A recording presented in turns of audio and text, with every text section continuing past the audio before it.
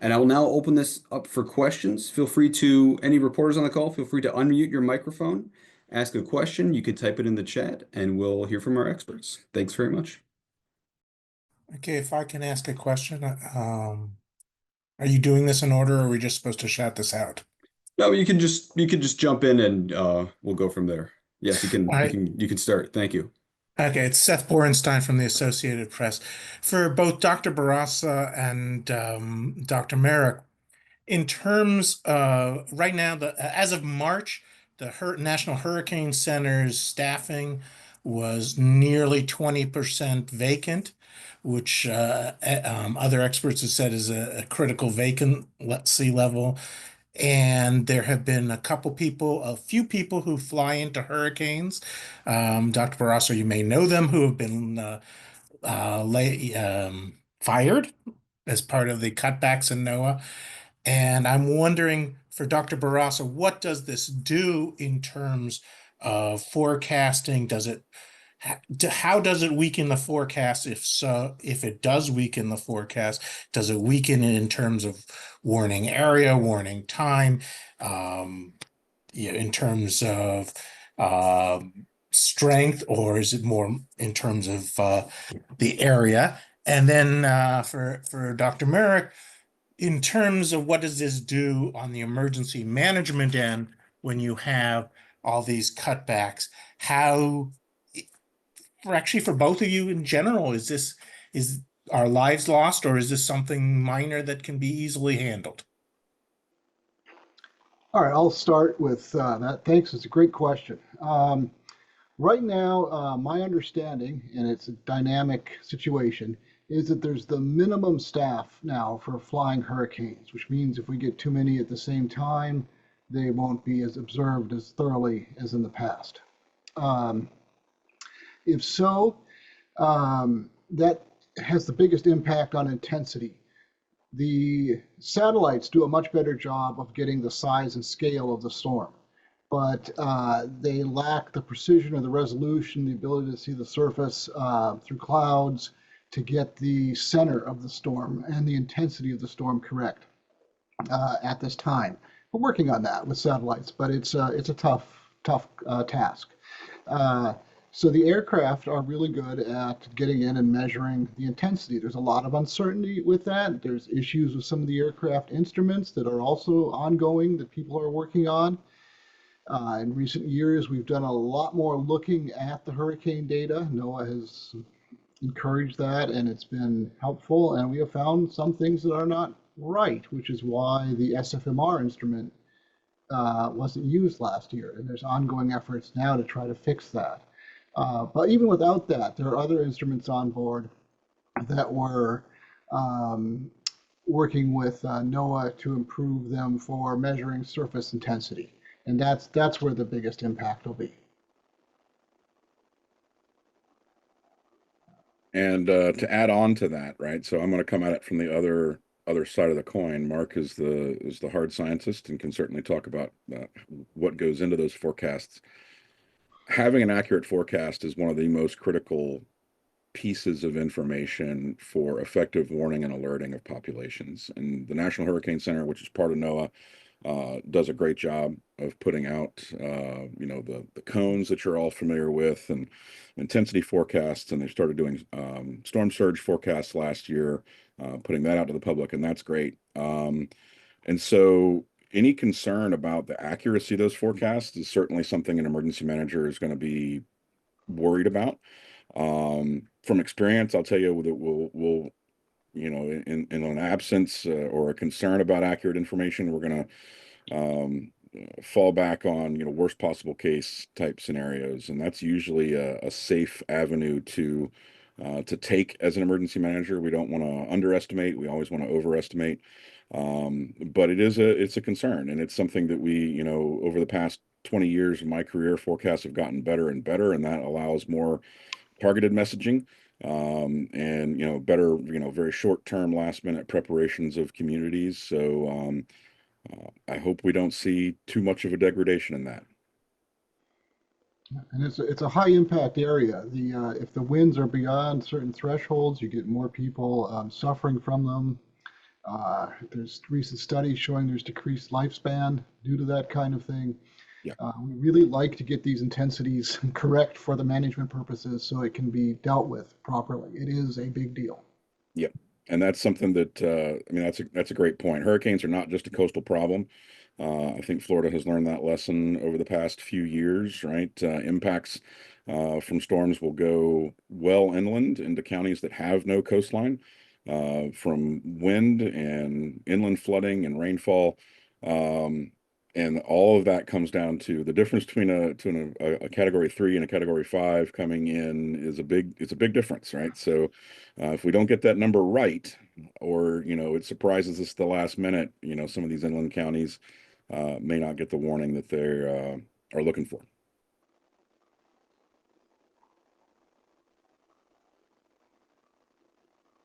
Great. Thank you, Professor Merrick and Professor Bourassa. Seth, did you have a second part to that question?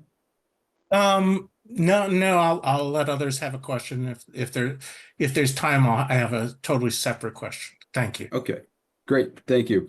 I see in the chat here, Forrest Saunders had two questions for Charles Nyce. First of all, wondering if the potential shutdown of Florida's state government, the lawmakers still working on a budget, could have impacts on storm recovery this hurricane season, given that some aid programs might be frozen. And the second question, also, do you feel the state's insurance market is recovering and ready, as state officials often suggest? Charles, if you could take those one at a time. Thank you. Sure. Yeah, thank you very much. So, yeah, I'm not, to be honest, I'm not that concerned about a state government shutdown affecting our ability to manage the storm season.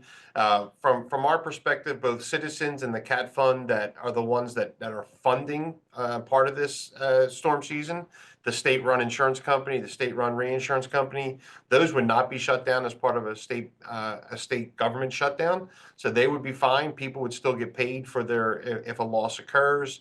They'd still be able to get out and to adjust claims if necessary, all that kind of fun stuff. There are a couple of state programs that may get frozen.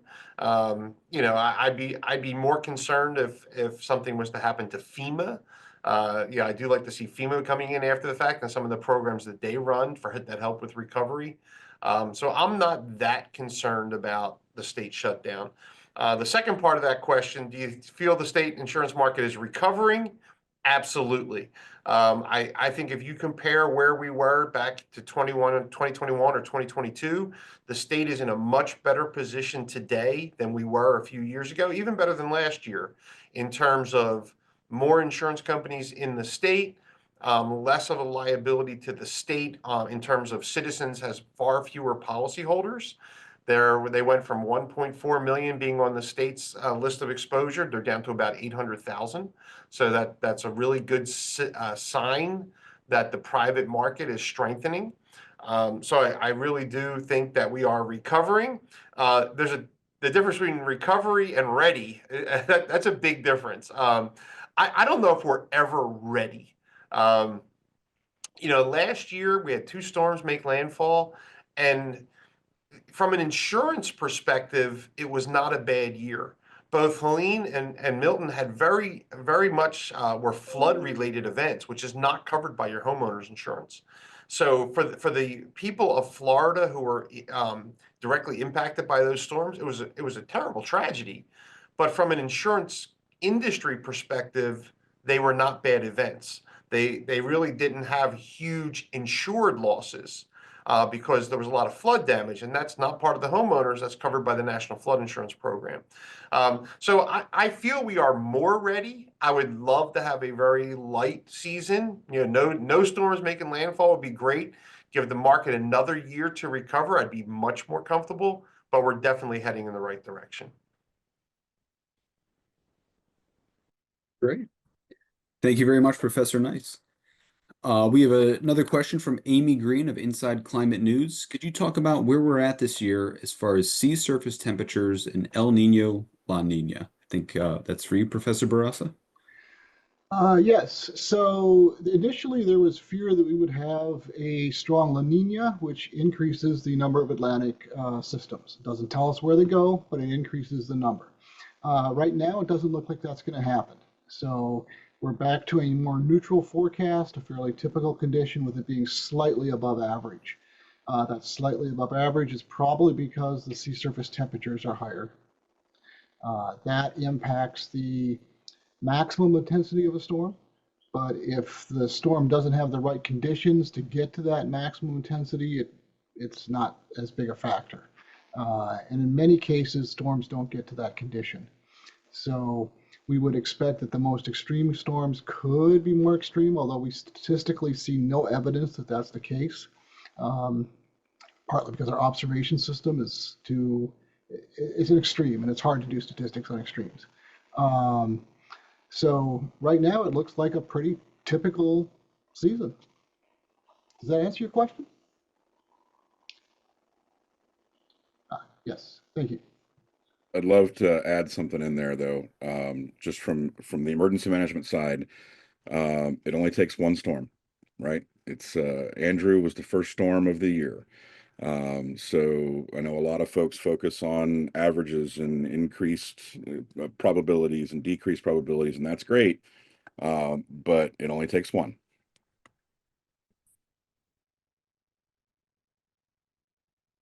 Very true. Thank you both for helping with that question. I see Alex Harris from the Miami Herald has her hand up, or their hand up. Can you please ask your question? Hey folks, good morning. Thanks for doing this. In the vein of Seth's question, this may be for most of you. I want to know the same thing about FEMA. So we've seen a lot of executive order changes. We've seen, they're getting rid of door-to-door knocking, and also it seems like they're putting a lot more of the costs back on states, counties, local, tribal governments. I've been asking local governments down here how they plan to make up for potential budget shortfalls, but I'm wondering if any of you are watching this from your perspective up there and have a sense of how local governments or even the state might have to react to the possibility that next time there's maybe a smaller disaster like the flood we saw in Fort Lauderdale a few years ago, maybe they won't get 100% reimbursement from FEMA this time around. I can start on that. So the default reimbursement on response and recovery is 75%, and that's been the norm for a long time. There's been a lot of discussion about tying that reimbursement rate to states' mitigation and preparedness activities. So states that are rated to be better prepared might see an 85%, and states that are less prepared might see 65. This is all just hypothetical at this point. Setting that aside, the message that we're getting in the EM community is that the 25 season is going to look different than the 24 season. We don't know exactly how that is. I think Florida might be in a much better position than some of the other states when it comes to the ability to respond and recover if FEMA has a reduced role. The mantra that has been kind of going around the community for the past 5 to 10 years is that disasters are locally executed, state managed, and federally supported. So the state and the local level have always had a huge role in that response and that recovery. And FEMA's job is primarily to provide that reimbursement, some technical expertise, and access to other resources in the federal enterprise that the state government may not be able to reach to directly. So one of the big items you mentioned was the canvassing, the door knocking is going to go away. That already happens. Local governments do that. State governments do that. And so I don't know what it's going to look like, right? And that's not a great answer to your question. But I think everybody in the field is kind of in that boat right now. We don't know exactly how this is going to shake out. FEMA doesn't know how this is going to shake out at this point. So it's a wait and see. But the responsibility still sits where it always has at the local level and then supported by the state. So we'll see where it goes. Thank you. Thank you very much. I had a question for Professor Ozguven. Professor Ozguven, can you talk about, I guess maybe this is a two-part question, if there's anything new in evacuations this year, any sort of new technologies or policies, especially artificial intelligence and machine learning? Is that something that has affected your work? And I think this may be relevant to other faculty members as well, but let's start with Professor Ozguven. Yeah, thank you for the question. So, first of all, one thing we always see is Florida gets a lot of people from other states, and it has been constantly increasing after COVID. So, learning where your shelters are, learning where your evacuation routes are, those are critical.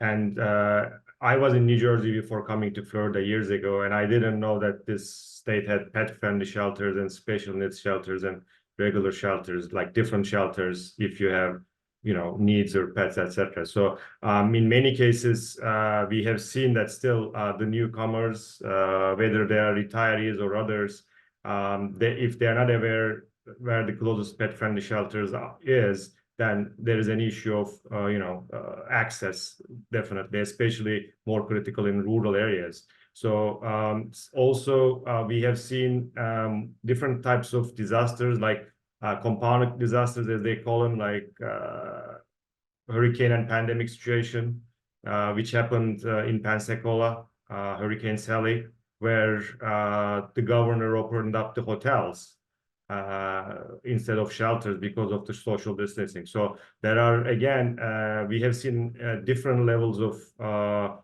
disasters over the last couple of years, and Tallahassee had 2 tornadoes last year. So we will see, these events more and more. Severity and frequency probably will be different than before.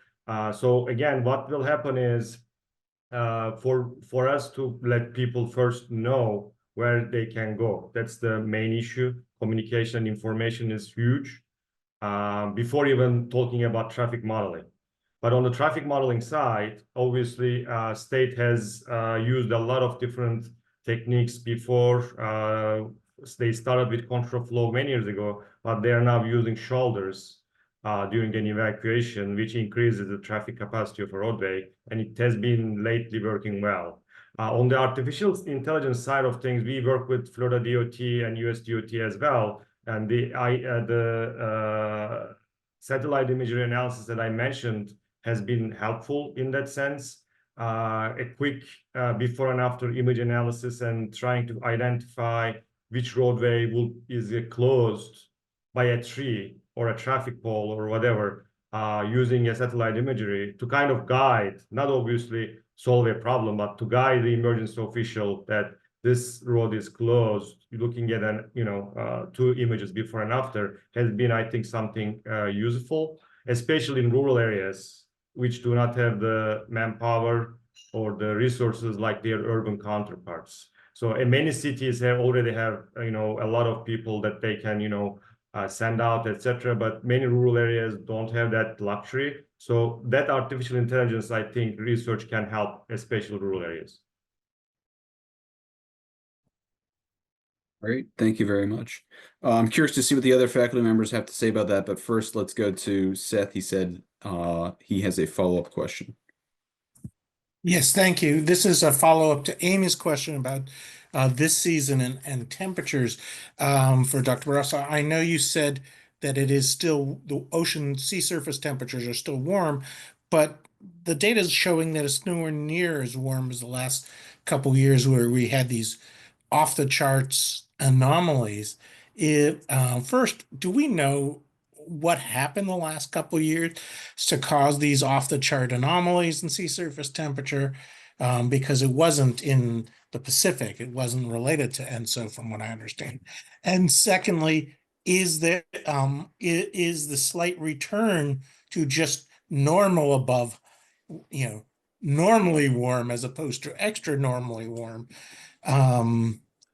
And does that matter, or is it just basically you get past that 27 or whatever degree threshold and it doesn't matter how much warmer it is? That's an interesting question. The threshold changes depending on other conditions, so I don't stress out over the threshold at all. We've had cases where extratropical storms have come south, weak ones, and they've blossomed into a hurricane over much colder water. The more interesting example goes back to it's the one storm that matters. So if you happen to have a patch of warm water, um, and a hurricane goes over it slowly enough that it can have an impact, a lot of ifs here, then it can have a substantial impact on the intensity. Uh, so where the waters are warm matters, and it's not just where on the map, it's where relative to the hurricane is going. And that we don't know. We can't forecast the tracks in advance in a meaningful way. So that's where the operational work comes into play, tracking the location of the warm water. And we're pretty good at the bulk, large-scale warm temperatures, but if we have a warm core eddy in the Gulf of Mexico, that means we give, instead of a layer of warm water yay thick, if the hurricane sucks it up and uses the energy, it's gone and it chokes it out, to a thicker layer potentially, or a thinner layer. And if it's that thicker layer, you can have more energy going into the storm and maintaining it. And tracking that kind of thing matters. We don't do great on that right now. So there's a new NASA satellite that went up that should help pinpoint these eddies to more accuracy, which will help those intensity change forecasts if we do okay in the modeling of intensity change. We don't, but I'll get to that. But having those eddies in the right place is a prerequisite to doing some of those things right. We've also found that there's some missing physics in the operational models, and it's admittedly hard to add, and there's a lot of work to adding physics. It just isn't a trivial add some extra code type thing. And when we add in how sea spray changes the transfer of heat from the ocean to the atmosphere and the moisture from the ocean to the atmosphere, we do remarkably better on modeling rapid changes in intensity, which is what we need. We need to capture that for rapid emergency responses. Those are all work going into play. There's also more efforts to put up a NASA satellite mission that would measure winds at very high resolution around these storms and give us more information about the inflow that these intensity changes tend to be associated with. So there's some interesting things going on, but the SST as a bulk sense doesn't influence it, whereas on a small scale, that sea surface temperature can influence things like the sea spray, and it influences the intensity changes. So having that small scale map is more important in knowing where the storms are going. Does that answer your question? Sort of. I mean, do we know but we have seen on the larger, not the small scale, but on the larger scale, the last couple of years, especially 2023, 2024, an incredibly extra warm Atlantic, north to south. Now it is still pretty warm. It is still warmer than normal, but it's not like it was last year and the year before.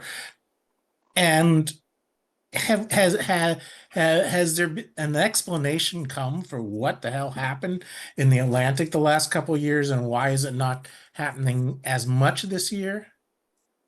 I'm not aware of one. I forgot your first part of your question. Sorry. Yeah, so not that we know of. Clearly something's changed, but I don't know what. Thank you.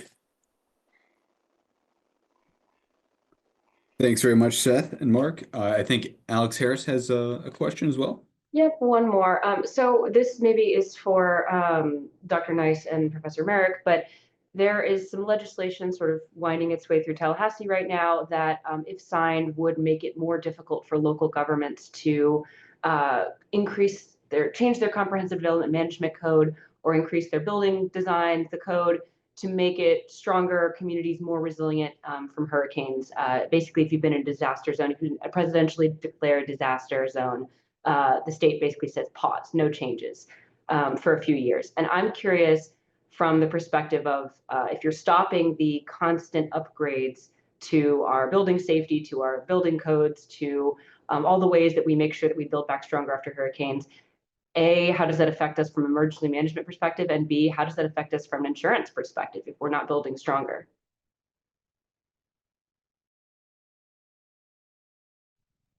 You want me to go first, David, or you want to go first? Go right ahead.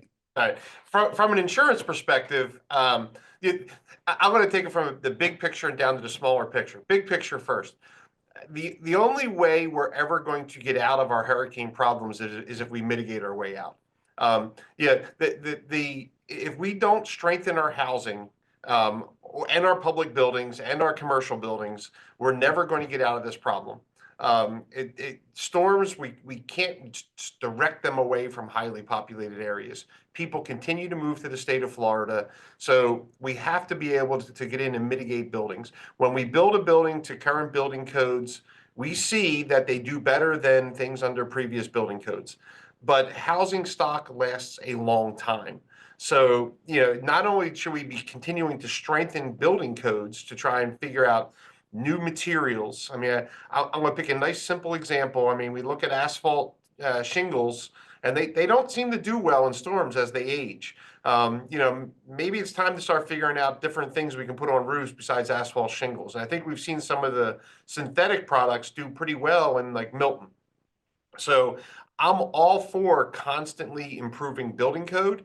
And then when we do build back after an event, to try and build back better. We have the My Safe Florida Homes program to try and that we use to try and harden homes. So, anything that we're doing that would restrict those things from an insurance perspective is a bad idea. It will drive up insurance costs in the short term because mitigated homes are cheaper to insure, and it's going to drive costs up long term.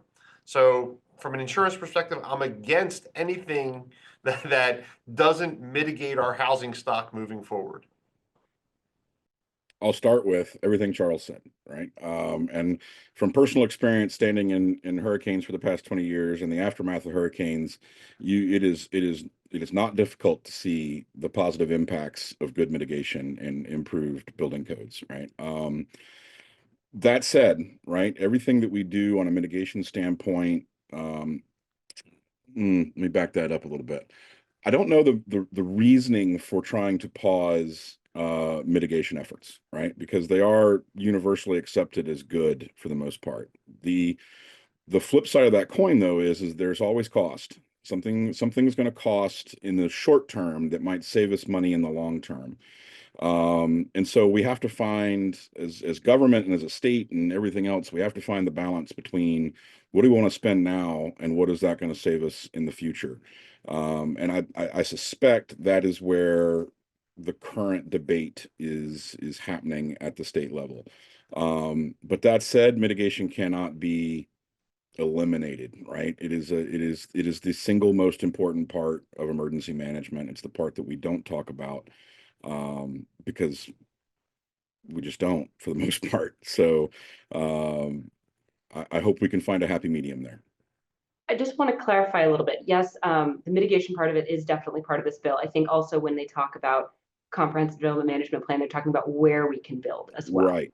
So can I get a little bit more on maybe that part as well? Because yes, definitely. Thank you for speaking well of mitigation. That's great. But I do want to make sure we talk a little bit about that's a really third rail question in Florida is where can we build? Sure. No, I mean, just to kind of follow up, where we build is part of mitigation as well, right? We don't put new structures in places that are in harm's way, but everybody wants to live on the beach and everybody wants to have lakeside homes and all these places that are from a technical standpoint at higher risk. And so I think we're back to that. What's the happy medium here, right? And in there's not always a good solution for that, because if I'm someone who wants to build a structure in an area that is at higher risk and maybe someone doesn't want to let me do that, I can say, sure, I understand the risk and I can take that on and et cetera, et cetera. But as Charles already said, buildings don't last a year. They go for the next 50 or 70 years. And will the subsequent owners or tenants or whatever else of that building fully understand the risk? And so again, it's that struggle is between where does, in a perfect world with no hurricanes, fires, floods, tornadoes, where do we want to build because it's pretty versus where do we need to build because it's, dangerous. So, there's no simple answer to it, unfortunately. Yeah, I kind of jump in on that real quick. I agree with everything David said as well. You know, one of the things people don't think about insurance. What insurance is really good at is telling you the price of the decisions you've made. So if you decide to build something on the beach, it's going to tell you insurance. All it says is this is the cost of living there. This is what we think the risk is, and this is where all the hard science comes into play. You know, the more accurately we can project these things, the more we can price these things more accurately. The more uncertainty that's built into the pricing, the more it costs people. Insurance companies build an uncertainty cost into their products. You know, I'm a big proponent of before you ever build anything, you should have to prove you can get insurance in the private market for it. Like I see no reason why new construction should ever end up in Citizens. All right, I think we need to make sure that the private market is willing to accept these risks and price them accurately so people before they make the building decision understand the risk that they're taking. Thank you both. Appreciate it. Thanks very much. I think Amy Green has a question as well. Yeah, I was interested in Alex's question, and I think you may have already answered this question, but I just wanted to ask if you could elaborate a little bit more. Programs, adaptation and mitigation measures, you know, programs like the Resilient Florida program and the what's it called, the My Safe Home program. What kind of impact do those programs have on skyrocketing insurance rates? Are mitigation and adaptation measures things that insurance companies factor into rates? Absolutely. So in Florida, there's a form that every homeowner can get filled out. It's an inspection form that tells the insurance company what mitigation factors that home has. And insurance companies give discounts on their insurance for those mitigation factors. So it absolutely, you know, plays into the insurance component of it. But I just want to make sure from the cost perspective, you know, Florida has the highest homeowners insurance rates in the country, but Florida also has the highest hurricane risk in the country. So, you know, I would love to see insurance premiums go back down to where they were in 2016 or 2017. That is probably not going to happen in the state of Florida. We are going to have insurance is going to be a cost. It's one of those things that it shouldn't be the last factor that people think about before they buy a home in Florida.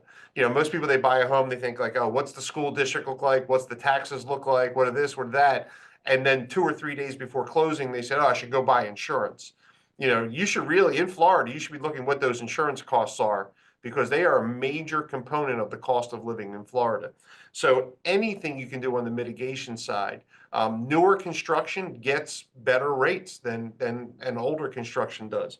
You know, having a hip roof versus a gable end roof gets you better rates. The My Safe Florida Homes brand and these other programs that are out there to mitigate homes are effective. The problem is they're not widespread enough. You know, when you have, you know, we have multiple millions of homes in Florida that need to be mitigated. You know, $100 million a year in a budget doesn't do it. I mean, you need billions. And this gets back to David's point, the trade-off between costs today and costs in the future. My biggest concern going into this hurricane season is the anecdotal reports we're seeing about people who don't have mortgages on their property deciding to drop insurance and go bare. That is a big concern from the way I view things. Even if you are wealthy, and I say wealthy having a $400,000 or a $500,000 home, that represents the biggest asset for almost every household in the United States that they have as their home. Even if you're living in a $500,000 house and it's paid off, most people don't have $500,000 sitting in an account to rebuild that house if it gets destroyed. And if you're looking at areas, especially in lower income areas where people are deciding to drop insurance and we have an event, the resiliency is not going to be there. You're going to see a lot of empty lots. You're going to see people leaving the state. And that is a huge concern I have with the hurricane season and people deciding to drop insurance.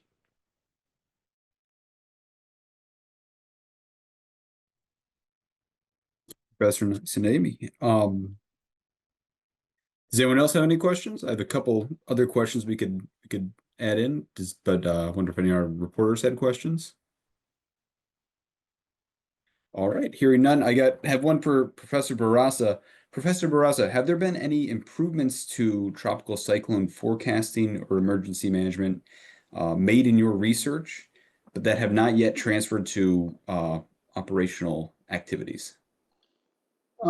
Several. We've made, working with a wide collaboration, some very big improvements on forecasting intensity change, rapid changes in intensity, which is something historically that has been challenging. NOAA has routinely improved track forecasts. They're good. We haven't added much there.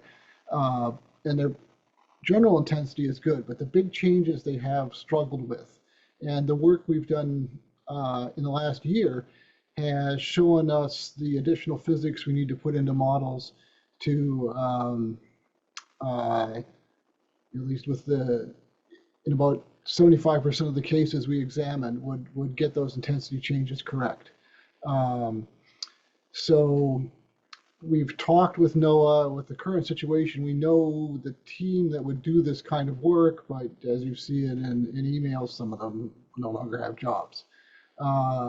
So it's a very fluid situation now in trying to transition that kind of stuff into an operational system. And it's always been hard because that side of things has not been well funded. It's largely been done in collaboration with universities. The other work is more trying to figure out how we can use satellite observations to better catch these changes in intensity, and where that's an ongoing effort in our group. But the modeling work shows that there are changes that we should be able to see. If the model's right, then we can see how often we'll see them with satellite and how useful that'll be. And that's something I'm going to try to start this year. Is there any model last year that outperformed the others, or generally outperforms the others? Well, there's always a couple good models. NOAA's model did extremely well last year. I mean, it was remarkable how well it did.